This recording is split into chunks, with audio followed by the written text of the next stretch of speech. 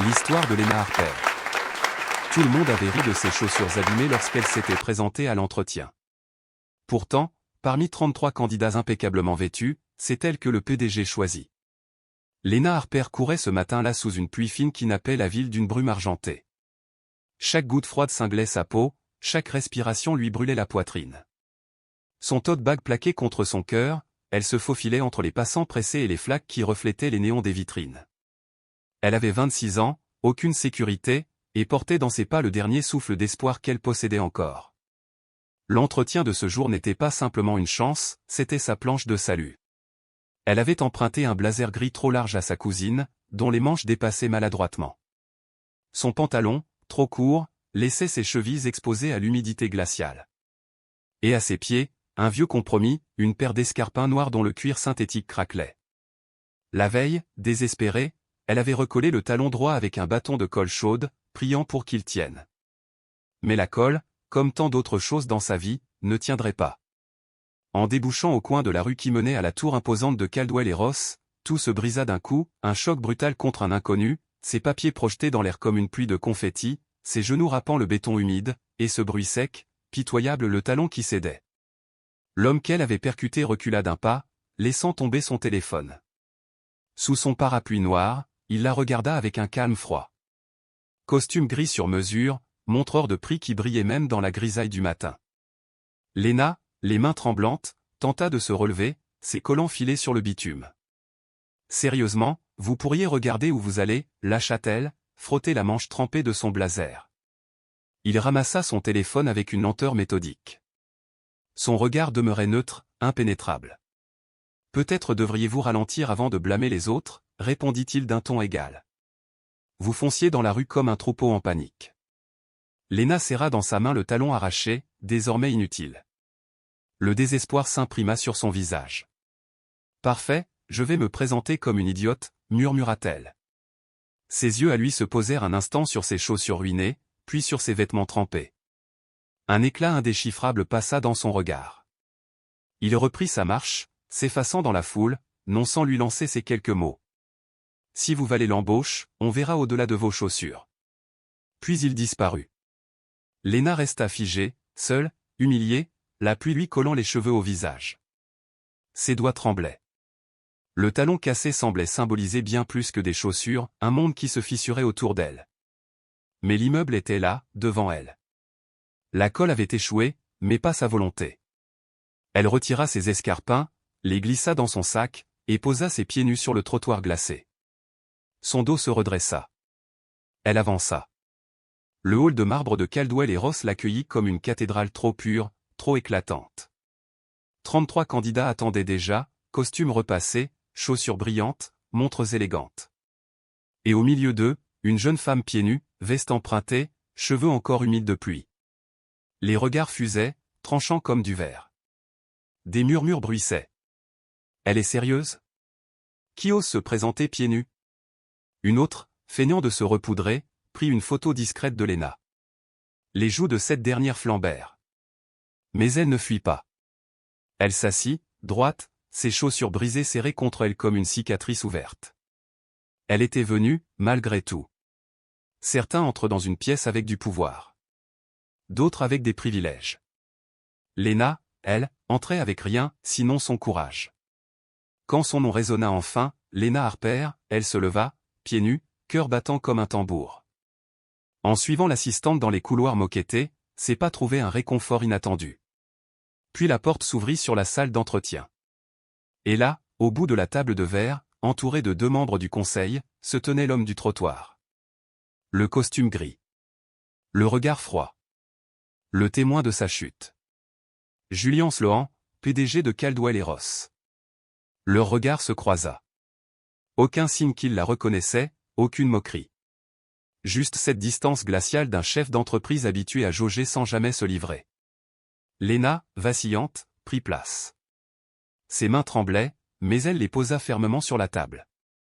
Les questions tombèrent, rapides, tranchantes. Ses trous dans le CV.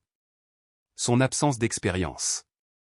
Son diplôme d'un modeste community college. Elle répondit sans masque, sans jargon.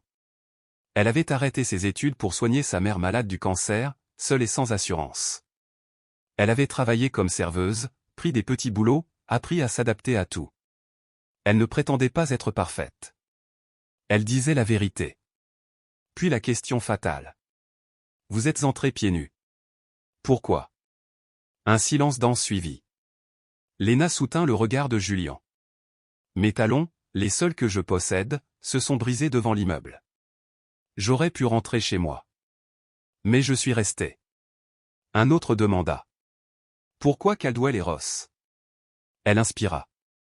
Sa voix s'adoucit. Parce que si je peux trouver ma place ici, là où même mes chaussures ne sont pas à leur place, alors peut-être qu'il y a de l'espoir pour des gens comme moi. Un silence lourd s'abattit. Julien ne la quittait pas des yeux. Et dans son regard, un imperceptible glissement, non pas de la pitié, mais une reconnaissance silencieuse. Merci, mademoiselle Harper, dit-il enfin, d'une voix calme.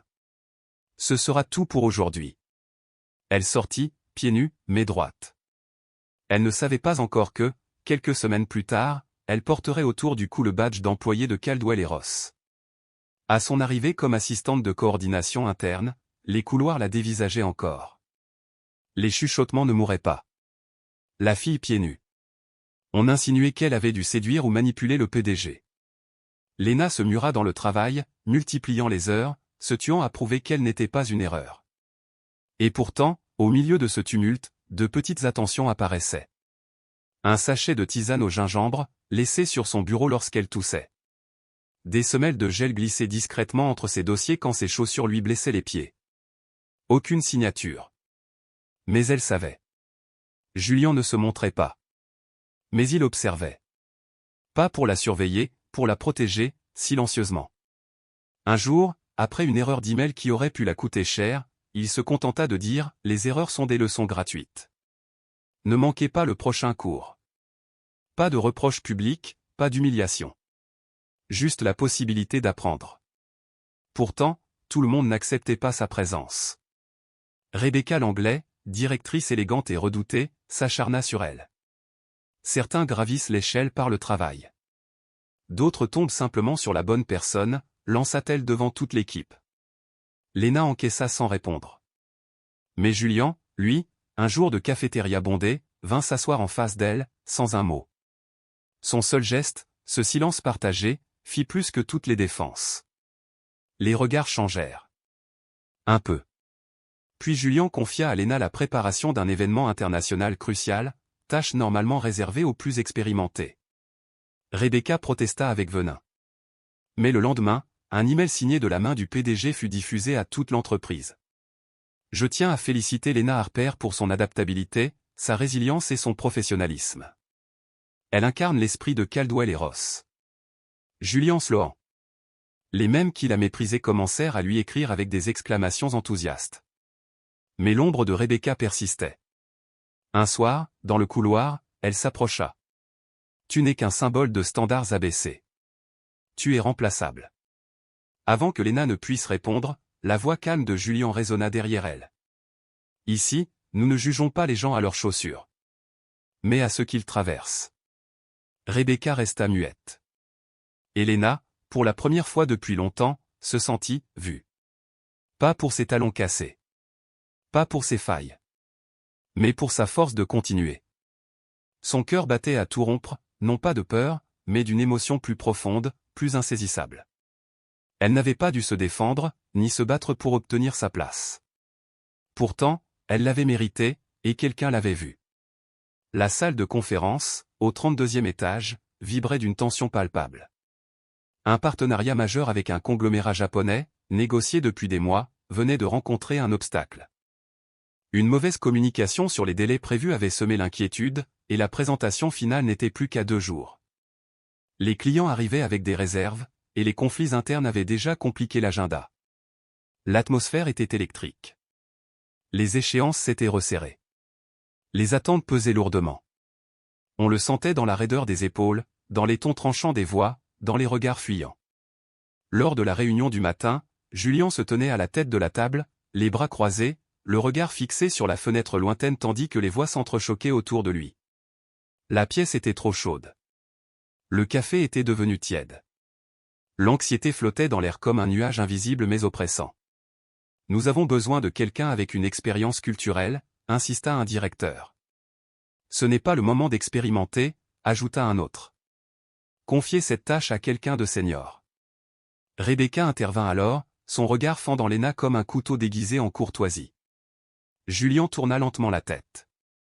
C'est elle que je choisis pour coordonner, dit-il simplement. Rebecca croisa les bras. Avec tout le respect que je vous dois, ce n'est pas une simple mission de coordination. C'est un contrat stratégique. Nous ne pouvons pas nous permettre l'inexpérience. Julien ne haussa pas la voix. Il ne se justifia pas. Il regarda Léna, et dit simplement. Si elle échoue, ce sera de ma responsabilité. Le silence tomba, lourd, comme une goutte de métal qui se fracasse sur le sol. 2 jours plus tard, Léna se tenait à l'extérieur de la salle de présentation, un dossier serré contre sa poitrine. Ses paumes étaient moites, bien qu'elle ait répété chaque détail jusqu'à pouvoir le réciter dans son sommeil. Son cœur battait si fort qu'elle le sentait dans sa gorge. Chaque respiration semblait insuffisante. Derrière son maintien professionnel se cachait une tempête de doutes et d'incertitudes. Julien marchait à ses côtés, inhabituellement silencieux. Il combattait un rhume depuis plusieurs jours, et ce matin, sa voix était tombée à un murmure rauque, à peine audible. « Je peux encore faire l'introduction, dit-il, la voix rugueuse comme du gravier. Léna secoua doucement la tête. « Je m'en occupe. » Les portes s'ouvrirent. Une douzaine de dirigeants des 2 entreprises étaient déjà assis autour de la longue table polie. Les écrans brillaient. Les carnets étaient ouverts. Tous les regards convergèrent vers elle. Chaque mouvement dans la pièce semblait amplifier, le glissement des chaises, le froissement des papiers, la respiration avant le premier mot. Léna prit sa place aux côtés de Julien, qui hocha légèrement la tête avant de s'asseoir. Son silence n'était pas une fuite, mais un signe de confiance. Elle racla sa gorgée, d'une voix douce mais claire, entama la présentation en anglais, détaillant les étapes du projet, les délais prévus et les exigences logistiques. Ses mains bougeaient avec une grâce étudiée, son regard demeurait stable. Puis, à mi-chemin, elle s'arrêta, et poursuivit avec soin en japonais, la langue de sa mère, née à Osaka, qui lui avait raconté des histoires au coucher dans 2 langues. Léna n'avait pas parlé ces mots depuis des années, mais ils revinrent avec fluidité et poids, chargés de sens. Elle parla d'engagement, de confiance, de la manière de traverser l'incertitude avec intégrité. Et lorsqu'elle arriva à la fin, elle leva les yeux et dit, toujours en japonais. La confiance ne dépend pas de chaussures polies. Elle se mesure par des pas sincères. Un silence sacré s'installa. Puis Julien leva lentement les mains et applaudit. Un par un, les autres suivirent. Léna ne sourit pas. Elle acquiesça simplement et recula, laissant le moment exister dans sa pureté. La réunion se termina par des poignées de main et des têtes inclinées. Les papiers furent signés. L'accord, longtemps incertain, était désormais conclu. Dehors, derrière la paroi de verre, les gens se dispersèrent. Les conversations reprirent, mais Julien resta près de la fenêtre, le regard porté vers l'horizon, le poids de la journée se levant lentement de ses épaules. Léna se tenait à ses côtés. Il ne dit rien. Mais lorsqu'il tourna légèrement la tête, juste assez pour apercevoir son reflet dans le verre, un petit sourire apparut au coin de ses lèvres. Silencieux, réel, sans artifice. Le premier qu'elle voyait. Tout avait commencé par une simple photo. Pas de titre, pas de légende, juste une image granuleuse, transmise en interne comme un secret. Sur la photo, Léna était assise sur un banc à l'extérieur du bâtiment. Son visage était pâle, les yeux rouges. Julien se tenait à côté, légèrement penché, tendant un mouchoir, son expression indéchiffrable.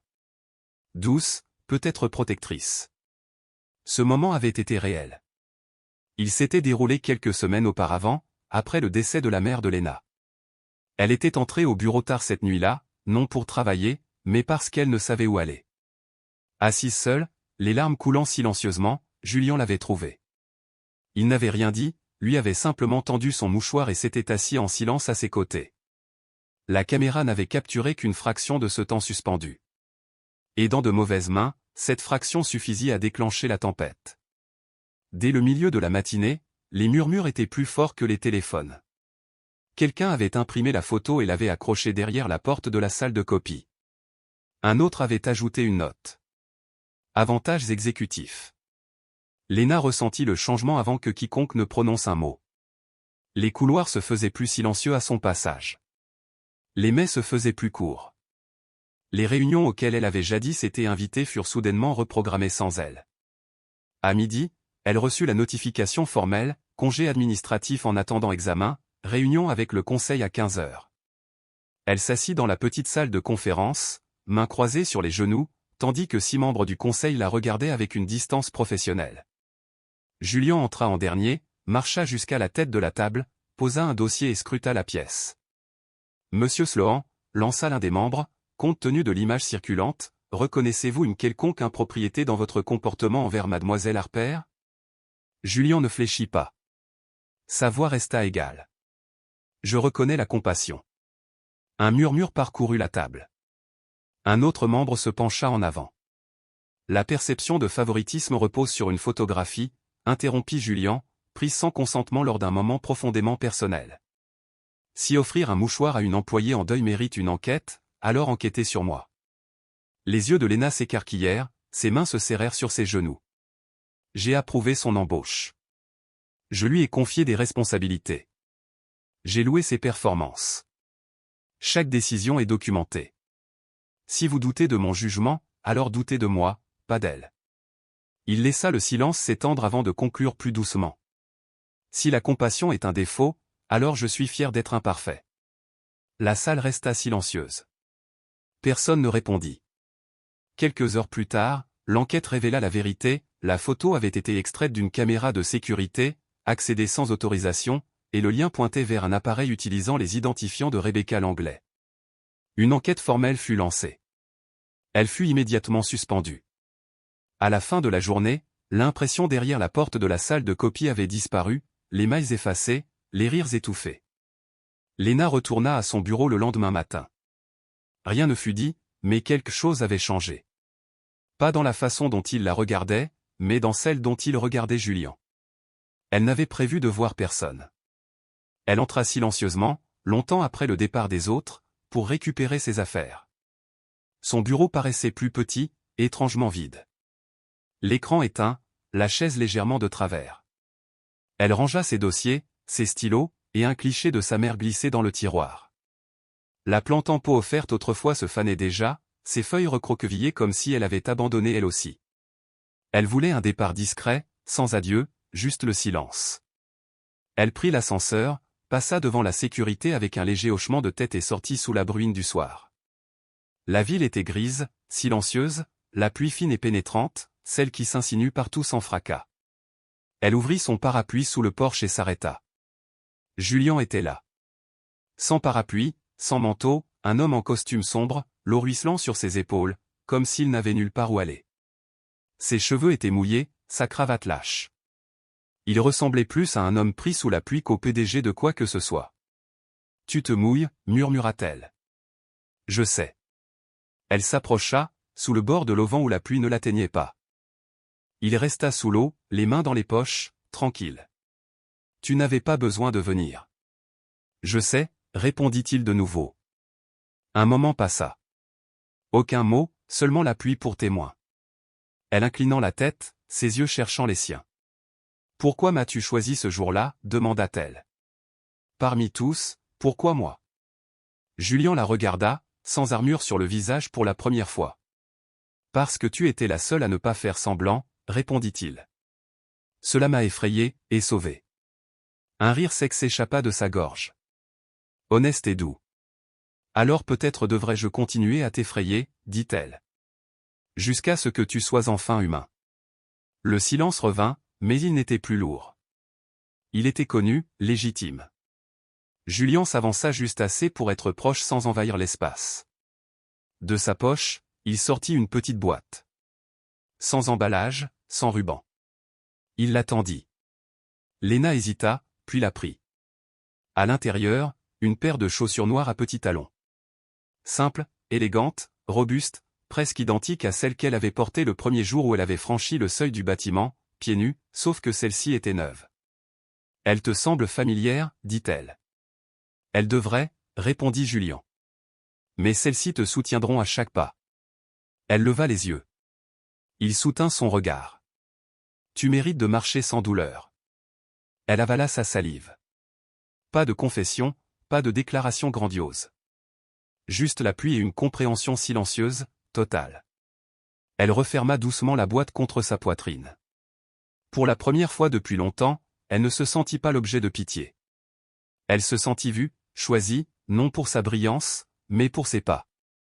Le matin suivant, les vagues caressaient doucement le sable, comme une bénédiction. Le ciel de Seattle, gris mais calme, formait un voile argenté qui rendait chaque couleur plus vive. Les chaises blanches étaient disposées en 2 arcs doux face à l'eau. Aucun arc monumental, aucun allée ornée, juste un chemin de sable vers l'authenticité. Lena Harper se tenait au bord, pieds nus, sa robe ivoire effleurant le sable, ses cheveux blonds retenus en un chignon lâche, quelques mèches dansant au vent. Elle ne portait ni bouquet, ni voile, seulement une fine chaîne avec le médaillon de sa mère. Elle avança lentement, chaque pas laissant une empreinte comme une promesse silencieuse. Aucun son, juste le souffle des vagues et du vent. Chaque mouvement portait l'amour et la mémoire. Les invités se levèrent. Quelques visages du bureau, des collègues qui avaient douté d'elle, certains qui avaient même ri. D'anciens amis, des clients, 2 stagiaires qui l'admiraient en silence, même la réceptionniste. Tous debout, non par obligation, mais par respect. À la fin de l'allée, Julian l'attendait. Costume gris, pas de cravate, chemise légèrement ouverte, mains jointes, visage doux, marqué par plus que le calme, la perte, dénué de tout artifice. Elle l'atteignit. Il sourit, juste assez, comme pour dire oui à tout. L'officiant prononça quelques mots sur la simplicité, le partenariat, le choix quotidien de s'aimer. Mais ce que tous retinrent furent les vœux. Julian prit ses mains, le pouce caressant la cicatrice sur son jointure, celle du jour où elle avait débloqué la photocopieuse à son premier jour chez Caldwell et Ross. Il respira profondément. Tu es entré dans ma vie pieds nus et tu as brisé toutes mes règles. Lena sourit, les yeux brillants. J'avais des murs, continua-t-il. Et tu les as traversés. Tu ne m'as jamais demandé d'être plus. Tu as juste attendu que je le sois. Et j'espère que tu ne cesseras jamais de marcher à mes côtés, avec ou sans chaussures. Un silence sacré s'installa. Elle leva les yeux vers lui et murmura, juste assez fort pour le vent et lui. Tant que nous marcherons ensemble, le sol ne fera jamais mal. Aucune bague sur coussin de velours. 2 anneaux d'or simples, sortis de la poche de Julian, glissés sur leurs doigts. Le baiser fut doux, réel. Lors de la réception, sous le modeste auvent, Lena n'avait jamais mis ses chaussures, pas une seule fois. Julian, lui, les retira aussi, pas pour correspondre, mais pour marcher pleinement à ses côtés. Certaines histoires ne finissent pas par des feux d'artifice ou des chaussures parfaites. Elles commencent et finissent sur un sol silencieux, avec 2 personnes choisissant de marcher ensemble, pieds nus et courageuses. L'histoire de Lena et Julian n'est pas seulement celle de l'amour. C'est une histoire de dignité, de résilience, d'une connexion qui voit au-delà de ce que le monde tente de mesurer. Si ce récit a touché quelque chose en vous, si vous avez déjà ressenti que vous n'aviez pas votre place mais avez continué à marcher malgré tout, cet espace, histoire qui émeuve l'âme, est pour vous. Nous croyons aux histoires qui guérissent, qui restent, qui rappellent ce qui compte vraiment. Continuez à marcher, à ressentir, et ne cessez jamais de croire au pouvoir silencieux d'être vrai.